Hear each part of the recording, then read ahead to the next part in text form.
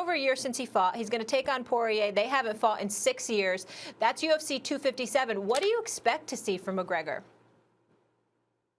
I mean, Conor seems to be as motivated as we've seen him for a long time. You know, when you fight a guy like Floyd Mayweather and you make that type of money and you become a rock star like Conor did, it's easy to get caught up in that lifestyle, and it seems as though he did for a while. But coming back to 155, fighting Dustin Poirier again, and with Khabib walking away and the championship seeming to be up for grabs, or the Nurmagomedov rematch on the table, Conor McGregor seems so focused on coming back and doing something special and making us drop our jaws to the floor like he did so many times on his first run to becoming UFC double champion. Daniel, that's nice, but let me ask you this question. What do you think is the motivation for Conor McGregor coming back to fight? Because he made the money with the Floyd Mayweather fight. The whiskey, I was talking to Dana White about this yesterday. He's making a boatload of money with that. So he's pretty set and he's good. What do you think is his primary motivation right now?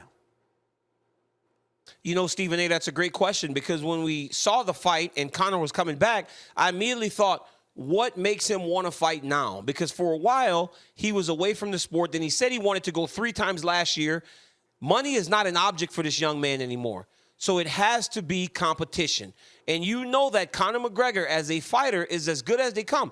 Because Khabib Nurmagomedov, yes, he beat him and submitted him, but that was in the 4th round. And then Khabib beat Dustin Poirier in the 3rd round. Then he beat Justin Gaethje in the 2nd round. It's like the fights got more, he was more distance from the competition. And Conor had moments. So I believe that the competition is what's driving him now, because there is no other reason for him to be doing this. Like, when you're a man that has hundreds of millions of dollars in the bank, you got to be motivated to fight competitively, or you stay away.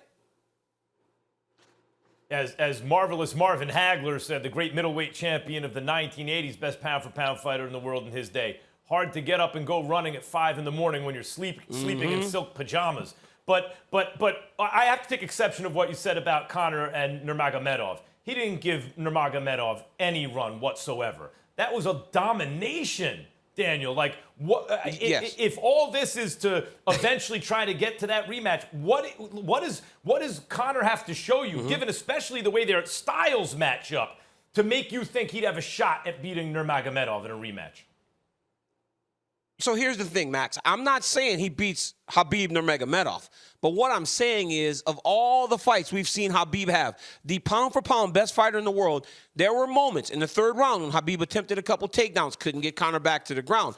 Conor was able to land a few shots. You know that Conor McGregor, on 2 judges' scorecards, won the 3rd round against Khabib Nurmagomedov.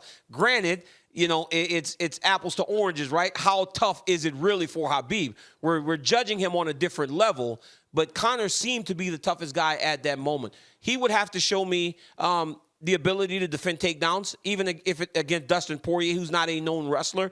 He would have to show that he's willing to go long again, because there have been times that when the fight goes long, Conor has seemed to struggle.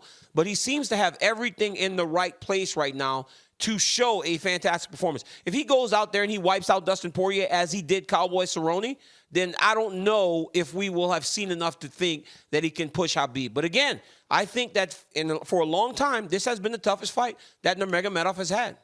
First of all, I don't think Khabib will ever fight him again, because I think he despises Conor McGregor so much. He thinks he's doing Conor McGregor a favor by fighting him, which is the #1 reason why they wouldn't fight. Number 2, where I differ from Max in that regard, is that I looked at the fact that Conor hadn't really fought in a couple of years other than the Floyd Money Mayweather fight, and the fact that he had survived that long. Because look at Nurmagomedov against Gaethje. You could just tell from open and tap that Gaethje had no chance, because Nurmagomedov was just too strong, and he was coming for him. But I asked this question: when we look at and I love Gaethje, but when we look at Conor McGregor, talk to me about this. I'm not talking about Saturday's card. Saturday's card, it speaks for itself. But I would ask you this, Daniel: when you look at the sport itself, is there anyone out there with the potential to be another Conor McGregor? Because I think the UFC would love to have Conor McGregor, but in the same breath, from a box office standpoint, I don't see anybody that could pull off what he's pulled off in your fight game.